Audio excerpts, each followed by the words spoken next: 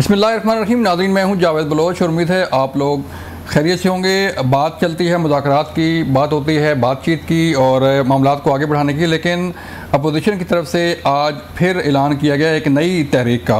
और वो तहरीक क्या है? तहरीक ये है कि अपोजिशन यानी कि तहरीक इंसाफ ने तमाम सूबों की जो अपोजिशन है उसका एक ग्रैंड अलायंस बनाने का फ़ैसला किया है और इसे 15 दिन के अंदर जो है ये ग्रैंड अलायंस बनेगा हुकूमत के ख़िलाफ़। और अब जो है हुकूमत गिराने की तैयारी की जा रही है। दूसरी तरफ जमात इस्लामी का धरना जो है वो आज 8वें रोज़ में दाखिल हो गया है, लेकिन मुज़ाकरात कामयाब नहीं हो रहे। मुज़ाकरात कामयाब होंगे या नहीं होंगे इसका तो अंदाज़ा जो है वक्त की बताएगा, फ़ैसला इसका वक्त करेगा। लेकिन लग ये रहा है, अंदिया ये दिया जा रहा है कि ये धरना है ये हुकूमत गिराने के लिए जो है वो एक तहरीक का आगाज़ होने जा रहा है कि जब तक हुकूमत घर नहीं जाएगी ये धरना ख़त्म नहीं होगा। ऐसी बातें भी की जा रही हैं, इससे बात करेंगे। और फिर हम बात करने जा रहे हैं कि IPPs का मसला जो है वो संगीन सूरत हाल इख्तियार करता जा रहा है। एक तरफ अवाम का एहतजाज है, बिलों के मारे अवाम जो है वो प्रोटेस्ट कर रहे हैं, और दूसरी तरफ साबिक निगरान वज़ीर दाखिला वज़ीर तजारत एजाज गौहर साहब जो है वो मैदान में हैं कि वो सुप्रीम कोर्ट जाएंगे IPPs का मामला लेके और ये मामला जो है उसको हल कराया जाएगा। किस हद तक मुमकिन है इस पर भी बात करेंगे। हमारे साथ आज मेहमान होंगे वज़ीर आज़म के मशीर राना एहसान अफजल साहब मुस्लिम लीग नून से, उनसे बात करेंगे। और फिर हम बात करने जा रहे हैं opposition leader Punjab assembly Malik Ahmad Khan Bhachar साहब से, इनसे बात करेंगे। आप दोनों का शुक्रिया सर वक्त देने का।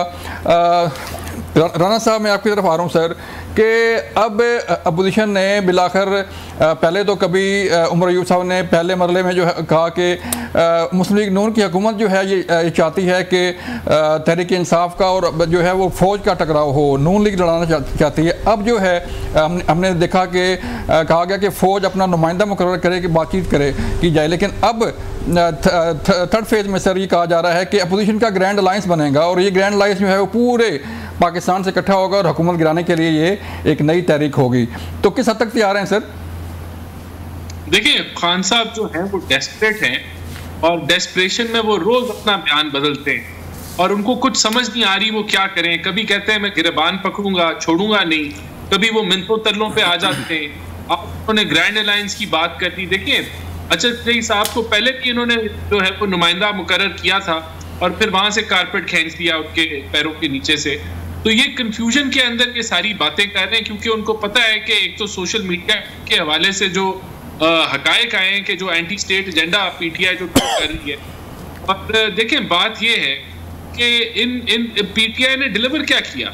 इन्होंने तो माशी खाई में इस मुल्क को गिरा दिया। फिर जो सियासत की वो जोड़ने की तो की नहीं, नफरतें फैलाने की सियासत की, मुल्क में पोलराइजेशन की। तो आज भी ये उसी तर्ज के ऊपर आगे गामजन है। ग्रैंड अलायंस बना लें ये तो किसी के साथ ना चल सकते हैं ना किसी के साथ अच्छे तरीके से कंसेंसस बिल्ड कर सकते हैं। इनको अपने फर्द वाहिद और अपनी अना के अलावा कुछ और नहीं सूझता। यही वजह है कि अभी तक ना मौलाना साहब के साथ इनकी कोई अच्छी बातें बढ़ी है और मेरा नहीं ख्याल कि कोई धरनों से गिरती हैं। इन्होंने 126 दिन का भी दिया, अगर इन्होंने फिर कुछ इस तरह का करना है कर लें, आजमा लें। तो सर मतलब ये कि मुज़ाकरात के दरवाजे बंद हो चुके हैं? देखिए, मुज़ाकरात के दरवाजे हमारी तरफ से तो नहीं बंद हुए, लेकिन एक जमात जब खुली होगी कि हमने मुल्क में इंतशार फैलाना है, पॉलिटिकल इंस्टेबिलिटी फैलानी है, इकोनॉमिक इंस्टेबिलिटी फैलानी है, तो हुकूमत उसका लायमल बनाएगी। बहरहाल वज़ीर हाउस में तरक्की के लिए हम बैठ जाते हैं, लेकिन कोई हुकूमत मरी नहीं जा रही इनके साथ मुज़ाकरात करने के लिए। ठीक है, मलिक अहमद साहब, मलिक अहमद भच्चर साहब, आप सर बताइएगा कि ये ग्रैंड अलायंस जो है एक नई तहरीक है या एक प्लेटफार्म आप बना रहे हैं कि सब अपोजिशन जमातों को इकट्ठा किया जाए और एक प्लेटफार्म से जो है वो आवाज़ उठाई जाए, या ये हुकूमत गिराने की तहरीक है सर? सर बात ये है कि सबसे पहले ये अर्ज़ करूँगा कि जिस तरह राना साहब फरमा रहे थे कि देखें हमारे साथ जो कुछ हुआ है 9 अप्रैल में जो एक रजीम चेंज हुआ और उसके बाद आज दिन तक मैं ये समझता हूँ कि अगर जो निगरान हुकूमतें भी थीं वो सो कॉल्ड थी, मौजूदा हुकूमत का ही वो एक तसलसल था। उसके बाद एक 9 मई का वाक़या हुआ, उस वाक़े के बाद जिस तरह हमारे साथ जो कुछ 13 जनवरी को हमारे से निशान वापस ले लिया गया, और जिस तरह हमने इलेक्शन लड़ा वो सबको पता है। हमारे प्रपोजर स्कैंडर गिरफ्तार हुए, हम गिरफ्तार हुए, 10-10, 20-20 पर्चे हैं। तो मैं इतना ये अर्ज करूंगा कि जब हुकूमतें आती हैं तो अपने आप को बाख्तियार करती हैं।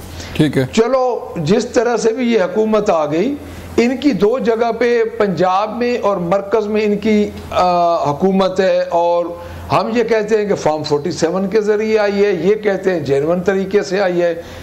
अगर इस बहस के अलावा भी हम आपको ये बात करें तो सबसे पहले तो इनको चाहिए कि ये कोई ऐसा स्टेप उठाएं जिससे लगे कि ये बाअख्तियार हैं। उसके लिए आप खुद देख लें कि हमने एक मुतालबा किया है कि ये जुडिशल कमीशन बना दें 9 मई पे। जब ये जुडिशल कमीशन बनाएंगे तो हमें पता चलेगा कि इनके अपने पास अख्तियारात हैं। जिस तरह राना साहब कह रहे थे कि मुज़ाकरात, तो फिर हम भी कोई सोचेंगे। अभी हम तो ये कहते हैं कि इनके पास अख्तियारात नहीं है। बाकी जो अपोजिशन की अलायंस है, देखें हम अपोजिशन में, हमारे अलायंस जो है, हमारा मैंडेट वापसी का अलायंस है, हमारे हालात डिफरेंट हैं। हमारे चूँकि चेयरमैन इमरान खान हमारे रिप्रेजेंटेटिव और हमारे इलेक्टेबल, हमारे वर्कर्स जेल में हैं और थ्रू आउट उन पे पर्चे जारी हैं। अभी कल हमारे एक MNA अगवा हो गए, तो हमने तो ज़रूर कोशिश करनी है जी उसको। अभी हम ये नहीं कह सकते कोई इंतखाबी अलायंस हो या हुकूमत गिराने के लिए इनिशियल स्टेज पे हमने ये फैसला किया है कि हम तमाम अपोजिशन पार्टियों से रब्ता करेंगे। एक पहले हम रब्ता कर रहे हैं आईने तहफ़्फ़ुज़ पाकिस्तान का हमारा जो अलायंस है। जी जी। दूसरा हमारा पाकिस्तान तहरीक इंसाफ का हम सवाबी में जलसा करने जा रहे हैं। 22 को हमारा इस्लामाबाद में जलसा हो रहा है। तो तहरीक तो जब तक हमारा मैंडेट वापस नहीं होता और हमारे खिलाफ जो ये सर थोड़ा सा बच्चर साहब थोड़ा सा बताइए अपने कारकुनों के लिए, अवाम के लिए बताइएगा कि तहफ़्फ़ुज़ आईने पाकिस्तान की तहरीक जो है वो कहाँ गई, वो कहाँ पहुँची, और अब जो तहरीकें चलने जा रही हैं इनका क्या मुस्तक़बिल होगा सर? सर मैं अर्ज़ करता हूँ, आईने तहफ़्फ़ुज़ पाकिस्तान की 2 जलसे हो चुके हैं। उसके बाद मौलाना फजलुर रहमान से भी जो प्लेटफॉर्म, जिस तरह राना साहब कह रहे थे, जिस प्लेटफॉर्म से बात हो रही है असद कैसर साहब या और महमूद खान अचकज़ई साहब, तो ये भी उसी प्लेटफॉर्म से हो रही है। हम पैरेलल चल रहे हैं। देखें मैं आपको अर्ज़ करूं कि जिस तरह भी ये हुकूमत आई, जो उसको लाने वाले थे, जिस तरह भी आई, इनका एक पहला टेस्ट केस था बजट, वफाक का बजट और पंजाब का बजट। अब पंजाब के बजट का तो मुझे पता है कि पंजाब का जो बजट है वो 54 समथिंग का है, बट उसको इन्होंने कहा कि टैक्स फ्री बजट है। एक्चुअली इन्होंने किया ये कि इन्होंने 52% रेवेन्यू का जो दायरा कार है, जो कलेक्शन है, वो बढ़ा दी है। तो अब अवाम तो वैसे ही IPP और बिजली के बिलों की वजह से उनका एक माइंड सेट हो चुका है इनके खिलाफ। तो डेफिनेटली ये टाइम है कि हम अपनी तमाम तर जो हमारी नाइंसाफ़ियाँ हमारे साथ हुई हैं उस पर हम एहतजाज भी करेंगे, और उस पर हम इसको अपना दायरा कार अपने एहतजाज का भी और अपनी जो हमारी अपोजिशन जमातों का जो हमारे मुज़ाकरात हैं वो भी हम बढ़ाएंगे। उसमें चाहे वो हमारा इंतखाबी अलायंस आगे हो या अभी इस हुकूमत को टफ टाइम देने तक हो, तो ये दोनों हमारे पैरेलल चलेंगे। चलें तो राना साहब को नहीं सर इख्तियार आपके पास, आप बेख्तियार हुकूमत है, आपके पास इख्तियार नहीं है। इख्तियार तभी आपके पास नज़र आएगा कि आप जो तहरीक इंसाफ जो है वो मुतालबा कर रही है वो पूरा होगा। तो देखिए तहरीक इंसाफ को तो NRO चाहिए, और NRO हमारे से नहीं मिल रहा तो वो किसी और से मांग रहे हैं। और वैसे भी इनको आदत है कि इनके सर पे शफकत का हाथ रखा जाए, वालदैन रखते हैं शफकत का हाथ। ये इनके अपने वजीर के अल्फाज हैं, गालिबन जो है परवेज रशीद साहब के हैं, या जो अपने रेलवे के जो इनके वजीर थे लाल किले वाले, तो अब ये शेख रशीद साहब के अल्फाज हैं कि हमारे सर पे शफकत का हाथ रखा हुआ है। तो अब ये कहते हैं बिगड़े हुए बच्चे से हम बात करेंगे। उनसे शायद कोई NRO की इनको उम्मीद है, या कोई चाहते हैं कि इनको आसानी पैदा हो जाए, इनके लिए कोई माफ़ी तलाफी हो जाए। वही मिनतल्ले प्रोग्राम के ऊपर ये आप आ चुके हैं। तो देखें बात ये है कि जो सियासी जो कुव्वतें हैं उनसे ये बात नहीं करना चाहते। वैसे ये जमहूरी हमारे पास तो उतने ही इख्तियारात हैं कि हमने IMF का मुआहदा बहाल कर लिया और मुल्क की जो रुपया है उसको स्टेबल कर लिया। हमारे पास इतना इख्तियार है कि हमने सीपेक का फेज 2 दोबारा इंशाल्लाह उसको हम स्टार्ट करने लगे हैं और चाइना के साथ बड़े बेहतरीन मामला चल रहे हैं। और हमारे पास ये भी इख्तियार है कि हम सऊदीया से जो है इन्वेस्टमेंट इस मुल्क में ला के इस मुल्क की मईशत ठीक करेंगे, महंगाई हम 11-12% पे ले आए। तो ये इख्तियार जरूर हमारे पास है, इनको NRO देने का इख्तियार नहीं है, तो उधर ये दुरुस्त है। तो फिर जहाँ से NRO मांग रहे हैं वहाँ से कोई रिस्पांस आने की तवक्को है सर? नहीं, वो उन्होंने तो पहले ही इनको झंडी करा दी हुई है, वो तो इनसे बातचीत नहीं करना चाहते। वो तो कहते हैं कि हमारा काम नहीं है कि हम ऑपोजिशन के साथ गप्पे लगाएं और कोई रास्ता निकालें। इनको आदत है ना, तो उसी रास्ते उसी दरवाजे पे ये खटखटा रहे हैं जिसके जरिए इक़्तिदार में आए। और जमहूरियत के वैसे लेक्चर बहुत देते हैं, लेकिन वहीं जाके जो है ये समझते हैं कि इनके मसले का हल निकलेगा, तो लेकिन कुछ नहीं मिलना है। चलें, शायद मलिक साहब के पास खबर हो। मलिक साहब कोई रिस्पांस आया सर? कोई इससे पहले भी DGISPR फौज जो है वो कह चुकी है कि कोई मुज़ाकरात नहीं होंगे, हम तो मुज़ाकरात करने की मजाल ही नहीं है, सियासी जमातें मुज़ाकरात करती हैं।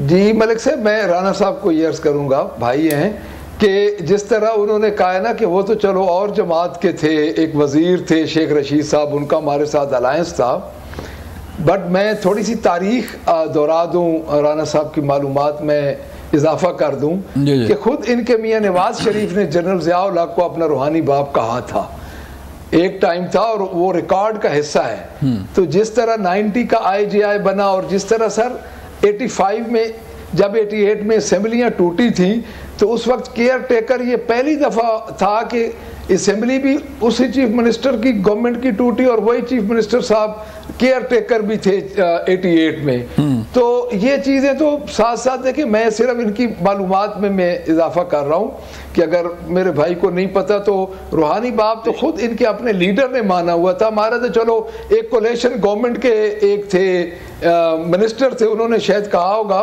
तो दूसरी सर बात मैं बताता हूँ आपको, बात ये सर जिस तरह राना साहब कह रहे हैं ना सर कि हमारा इस वक्त केस थोड़ा सा डिफरेंट है दूसरी जमातों से। वैसे मलिक साहब मुझे याद आ रहा है, मलिक साहब मुझे याद आ रहा है कि तहरीक इंसाफ के बानी चेयरमैन साहब भी बड़े कसीदे पढ़ते थे जनरल बाजवा साहब के कि इनसे अच्छा कोई आर्मी चीफ हो ही नहीं सकता, ये तो बड़े प्रो जो है वो जमहूरियत है। लेकिन यहाँ पे मुझे एक ब्रेक लेनी है, इसके बाद बात करेंगे कि कौन किसका चाहता है और कौन किससे बात कर सकता है।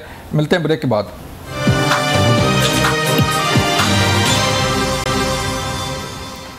वेलकम बैक नाज़रीन। मलिक साहब बताइएगा कि आप बात कर रहे थे कि रूहानी बाप की, जनरल जा की, और मैंने आपको याद कराया कि आपके तहरीक इंसाफ के बानी चेयरमैन साहब भी फरमाते रहे हैं जनरल बाजवा के मुतालिक। तो काम सारे ही जो है वो एक ही उसके हैं, क्या कहा जाए? देखिए सर, किसी न किसी हद तक मैं ये समझता हूँ, मैंने तो उनको याद दहानी करवाई है, चूँकि ये बाकी रहेगी। सर मैं अर्ज़ कर रहा था कि असल बात यह है मलिक साहब कि हमारा थोड़ा केस डिफरेंट है। हम क्यों कह रहे हैं कि एस्टेब्लिशमेंट हमसे बात करें या हम उससे बात करना चाहते हैं, उसकी दो वजूहात है। पहली वजूहात यह है कि हमारे ऊपर डायरेक्ट एस्टेब्लिशमेंट पे हमले का, एस्टेब्लिशमेंट के एंटी होने का इल्ज़ाम लगा है और उस पर हमारे ऊपर बाकायदा FIR दर्ज है। और उस अगर ये मुस्लिम लीग नून के पास जो इस वक्त गवर्नमेंट आई है, अगर ये पहली दफ़ा जुडिशल कमीशन बना देती, भले उसमें ये जो कुछ भी होता है एक दफ़ा ये स्टेप लेते, तो हम भी समझते हैं कि इनकी कोई नीयत है कि डेमोक्रेटिक जो कुव्वतें हैं उनको ये आगे लाना चाहते हैं। उसके बाद जो हम कह रहे हैं कि अपना नुमाइंदा मुकर्रर करें, सर बात यह है कि 9 मई का वाक़या है। 9 मई के वाक़े के बाद डायरेक्ट हमारे लोगों को जो उठाया गया है, राना साहब को भी पता है, राना साहब को भी एक एक बात का पता है। जो प्रेस कॉन्फ्रेंस करता था वो दूध का धुला हो जाता था, जो इस जमात को नहीं छोड़ता था उस पर 4-4, 6-6 पर्चे हो जाते थे। और क्या वो पर्चे को सियासी होते थे? नहीं, वो पर्चे सियासी जमातों की तरफ से नहीं होते थे, वो इनको भी पता है।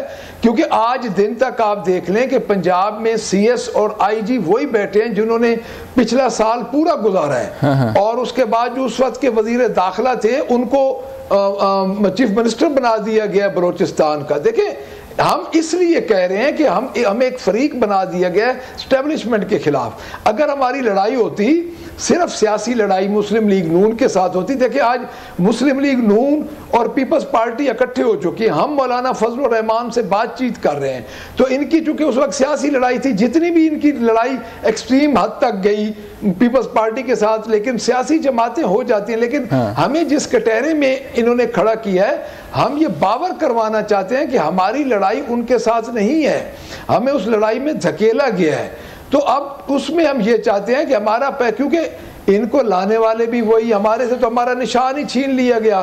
सर मुझे याद है मलिक साहब कि 2002 में जब एस्टेब्लिशमेंट मुस्लिम लीग नून के खिलाफ थी, तो जी मैं सर फिर दोबारा अगर एक सेकंड अगर मुझे दे दें। जी जी जी जी जी।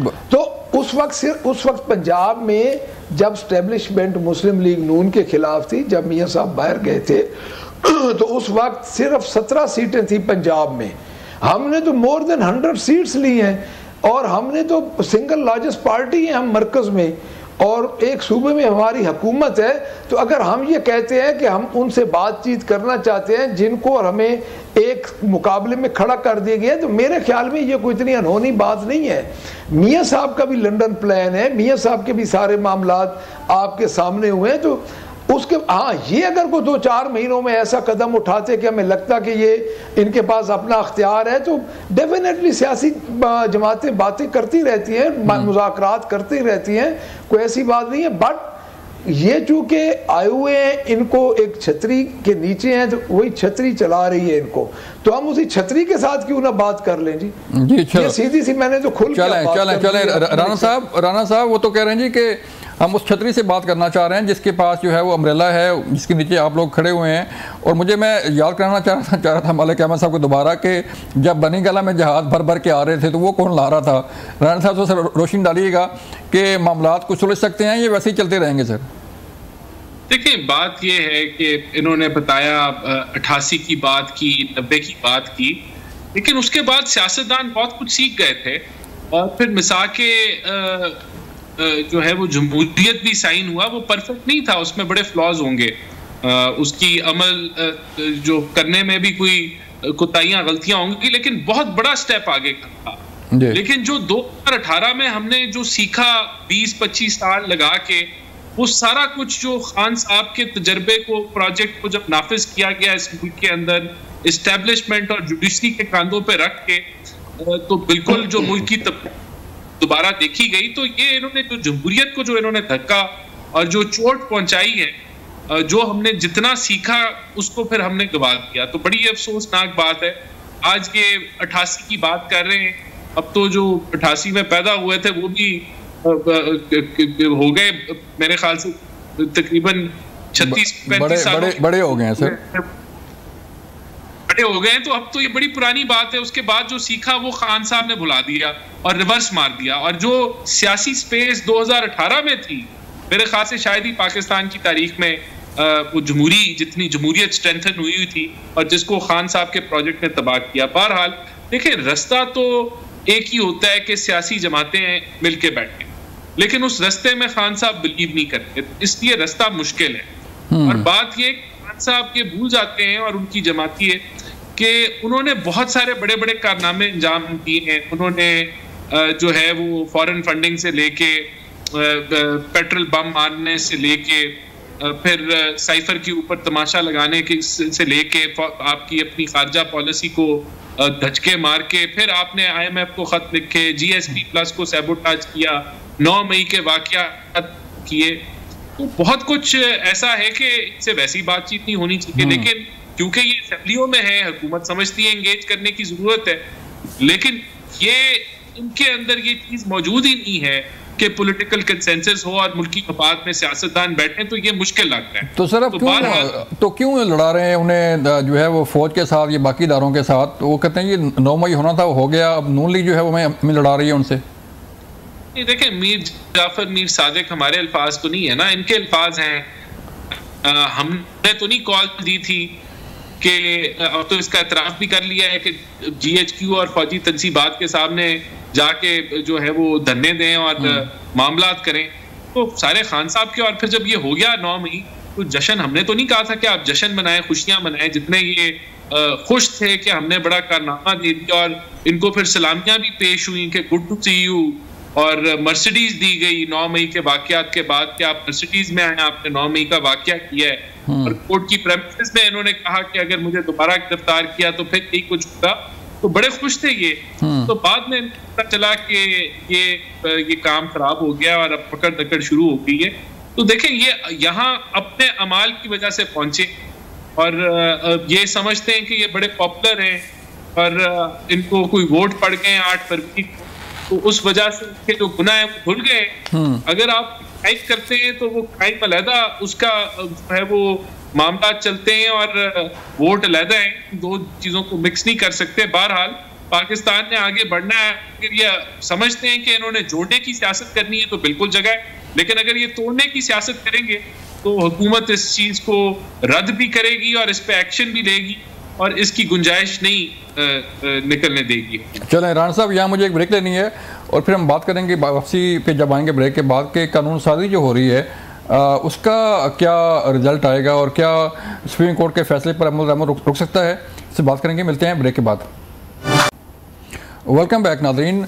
मलिक अहमद साहब, आप बताइएगा कि एक तरफ तो सुप्रीम कोर्ट का फैसला है और दूसरी तरफ जो है वो कौमी असम्बली में इलेक्शन एक्ट में तरमीम का एक बिल जो है वो पास हुआ और क्या कमेटी के अंदर गया, वहाँ से ही पास हो गया। तो क्या इससे रुक जाएगा सुप्रीम कोर्ट का जो फैसला है उस पर अमल दरामद, या कोई गुंजाइश है सर? सर देखिए, बात यह है कि अब फिर वही बात है, बात यह है जी कि एक फैसला हुआ, हम चले कहाँ से हमारा निशान छीना गया और सुप्रीम कोर्ट ने खुद कहा कि इलेक्शन कमीशन की ने गलत तशरीह की है सुप्रीम कोर्ट के फैसले की। उसके बाद हमसे एफिडेविट लिए गए और हम उस जगह पे जाके खड़े हो गए 8 फरवरी की शाम को, जहाँ पे हम इंडिपेंडेंट थे और हमारे पास एक हक था कि हम किस जमात में जाके शामिल हों। उसके बाद हमारी सीट्स हमें मिली और हमने अपने एफिडेविट जमा करा दिए। इस दौरान हमारे दफ्तर पे भी हमला हुआ, वो एफिडेविट भी एक दफ़ा ले गए, दोबारा एफिडेविट हमने बनाए और दोबारा जमा करवाए। अब असेंबली से इन्होंने एक कानून पास किया है जी, जो कि कायमा कमेटी ने भेज दिया है, असेंबली में डेफिनेटली पास हो जाएगा, इनकी अक्सरियत है। देखिए, अखलाकी तौर पे इस कानून की क्या हैसियत होगी? आप एक पर्टिकुलरली एक चीज को सामने रख के, एक फैसला हो चुका है, 12 जुलाई को सीट्स का फैसला हुआ है, 30 जुलाई को ये आप तरमीम लेके आ रहे हैं, तो सिवाय इसके कि ये टारगेट करके और मेलाफाइडी है, इसके अलावा तो कोई ऐसी चीज नहीं। इसको सुप्रीम कोर्ट भी देखेगी और मेरा नहीं ख्याल आगे अगर कोई इसका इतलाक हो जाए तो मेरा नहीं ख्याल कि 30 जुलाई से पहले के फैसलों पे इसका इतलाक होगा, क्योंकि सिवाय नैब के और तो कोई ऐसा फैसला नहीं आया कि आपको कुछ पिछले चुके जो मुतासिर होते हैं उनको पार्टीज, तो वहाँ पे कोई ऐसा फैसला हो कि उसको आप उन पार्टीज को शामिल कर लें। तो मेरा जो ख्याल है कि ये ऑन वर्ड्स 30 जुलाई अगर मैं कह सकता हूँ, शायद चूंकि इनकी अक्सरियत है, इससे पहले तो मुझे नहीं लगता कि इसका इतलाक होगा।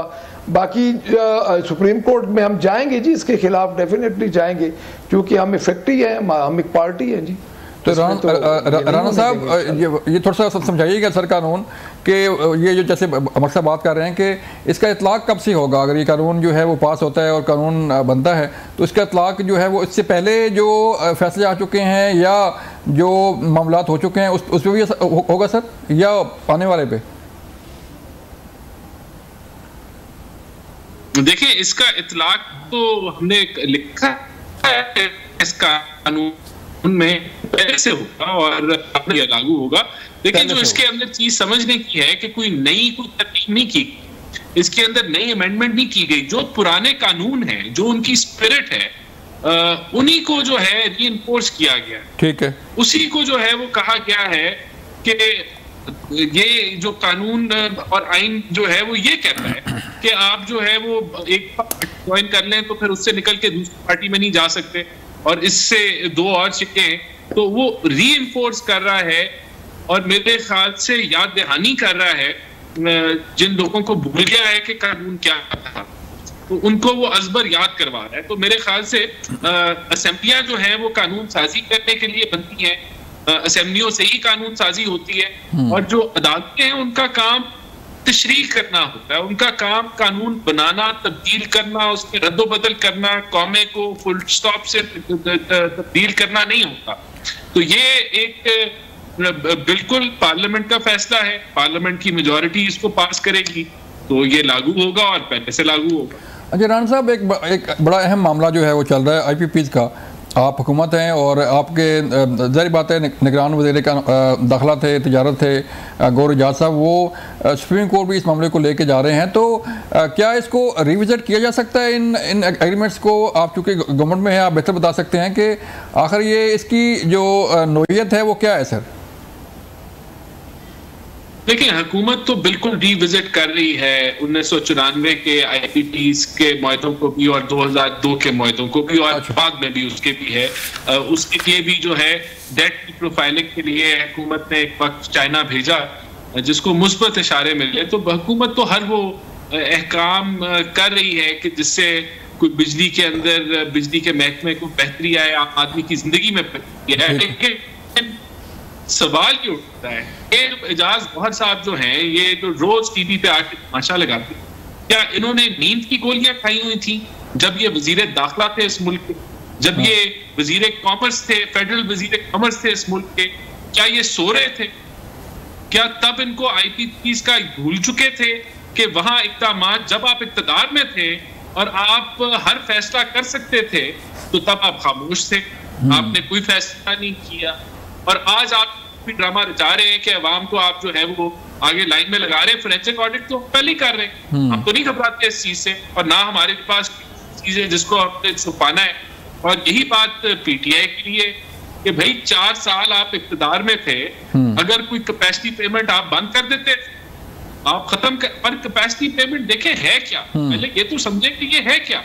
जी, फाइनेंसिंग हुई है किसी की लोड उसने लेके लगाया है, तो उसकी जो किस्तें हैं वो तब भी जानी है जब वो बिजली बनाए, और तब भी जानी है जब वो बिजली ना बनाए। जो फिक्स्ड कॉस्ट्स हैं, जिस तरह ONM कॉस्ट, वो कैपेसिटी पेमेंट है, इंश्योरेंस की कॉस्ट कैपेसिटी पेमेंट है, फिर आपकी रिटर्न ऑन इक्विटी है, वो आपने उस पर सोवरेन गारंटीज दी हुई है। तो ये चीजें जब आप हकायक से बालातर होके बात करते हैं और उसमें ना कोई डेटा होता है, ना तो आप जो मर्जी कहते रहे। हुकूमत हर लिहाज से इन मुआहदों को रिव्यू भी कर रही है, अगर कोई गुंजाइश हुई तो वो गुंजाइश अवाम को मिलेगी, उसका फायदा अवाम को मिलेगा। डेट की प्रोफाइलिंग की भी बात हो रही है। हर आप इस शुबे को टोटल रिफॉर्म की जो है वो प्रैक्टिकली तौर पे चीजें आगे बढ़। ठीक है मलिक साहब, आप सर बताएं कि ये तो राना साहब फरमा रहे हैं कि रिविजिट कर रही है गवर्नमेंट और रिविजिट होना चाहिए और आवाम को रिलीफ भी जो है मिलना चाहिए, लेकिन तहरीक इंसाफ सर क्या जो है वो असम्बलियों में आवाज़ बुलंद कर रही है, जैसे कि बिजली के बिल हैं लोगों के, उनके मसाइल हैं, आप भी तो मैंडेट लेके आए हैं सर? सर मैं सबसे पहले तो ये बात करूंगा कि इनका जो बजट पेश हुआ है और जिस तरह ये IPP जो 40 ख़ानदानों का ये मामला है, तो जिस तरह इनको कैपेसिटी पेमेंट्स की गई हैं तो उसका डायरेक्ट जो असर पड़ा है आम सारिफीन पे, तो इनको चाहिए ये था ये कहीं ना कहीं कोई रिलीफ तो देते।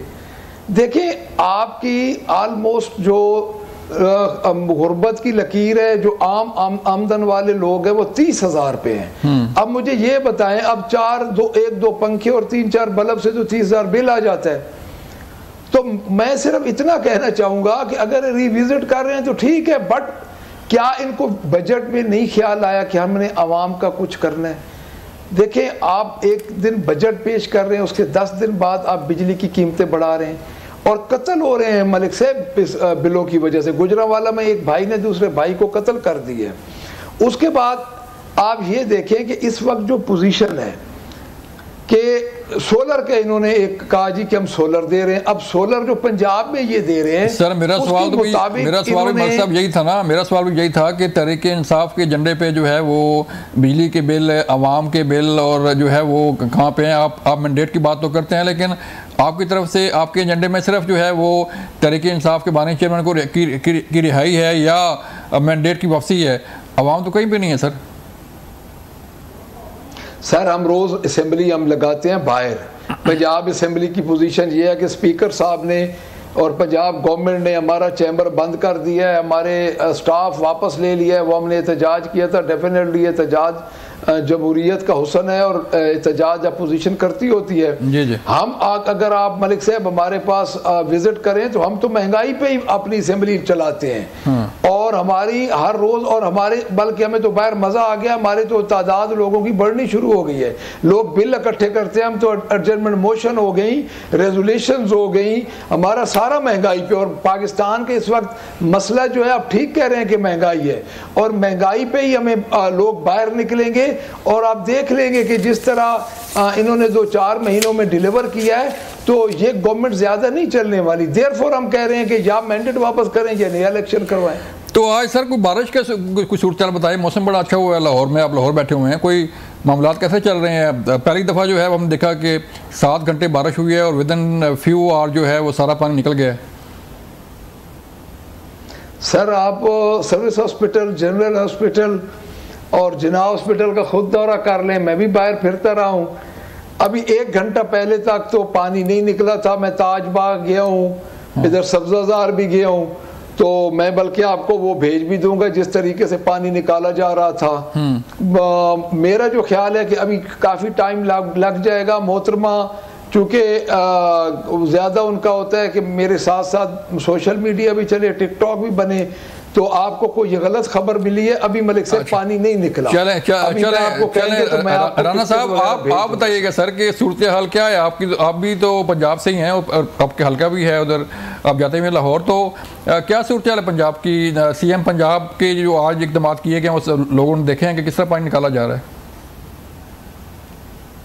देखिए, बात यह है कि वासा की एक कैपेसिटी होती है पानी के अखराज की, और जब उस कैपेसिटी से ज्यादा एकदम से लोड बढ़ जाए बारिश का तो वो फिर एक फेलियर आ जाता है। तो फिर वो थोड़ा टाइम लगता है, घंटा, 1.5, 2 घंटे, 3 घंटे, जिसके अंदर पानी का अखराज जो है वो हो जाता है। तो मेरे ख्याल से ये अर्बन सेंटर्स में ये हमेशा चैलेंज रहता है, और जहाँ 1 करोड़ की आबादी हो लाहौर की, तो एक चैलेंजिंग है। लेकिन ऐसा नहीं होगा कि जो पानी वहां जमा हुआ है वो कुछ ज्यादा घंटों, कुछ चंद घंटों से ज्यादा देर के लिए जमा होगा।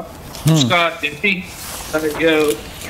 चलें राणा साहब, प्रोग्राम का वक्त खत्म हो गया। सर आपका बहुत शुक्रिया। राणा एहसान साहब, मलिक अहमद भट्टी साहब आपका शुक्रिया। नाज़रीन, ये था आज का प्रोग्राम। ग्रैंड लाइन्स बनने जा रहा है, देखते हैं कि अपोजिशन की ये तहरीक किस हद तक कामयाब होती है। अपना ख्याल रखिएगा। अल्लाह हाफिज़।